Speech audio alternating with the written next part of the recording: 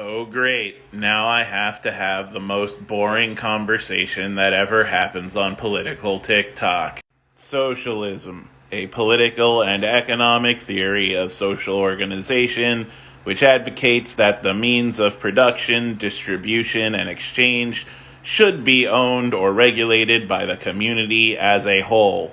Socialism is about who owns the means of production. In this case, it believes that the people who produce should own those methods of production. In a socialist model, if you created something, then it would be yours. It would not be your boss's or a company's. So if you ever did writing work, creative work, and got paid for it directly, you actually are doing a socialism. You are a worker and you wholly own your means of production. It is not owned by someone else. Capitalism, an economic or political system in which a country's trade and industry are controlled by private owners for profit rather than by the state. In a capitalist system, when you do work, it is often owned by someone else. Thus, if you did writing for a publisher, that is a capitalism. You did the work, but the publisher owns the means of production. They own your product.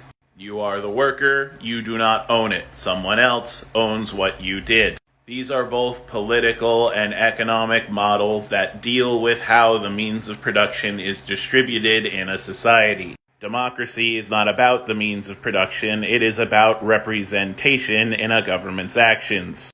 Democracy, a system of government by the whole population or all eligible members of a state, typically through elective representatives. Democracy and socialism, much like democracy and capitalism, are not mutually exclusive. You can have a democratic socialist state, and in fact, socialist policies are largely enacted in areas such as most of Europe and Canada. Anti-socialist sentiment like this also comes from failed socialist states, which, by their nature, were not actually socialist when they failed. It is analogous to North Korea calling itself a democratic people's republic, even though its policies and operation do not reflect those democratic values. Similarly, Germany, during the funny mustache man era, also called itself a democracy. However, it is absurd to call those states democracies, as absurd as it is to use them as examples of socialism. Socialism, like all things, is a model that can be incorporated into many types of governments.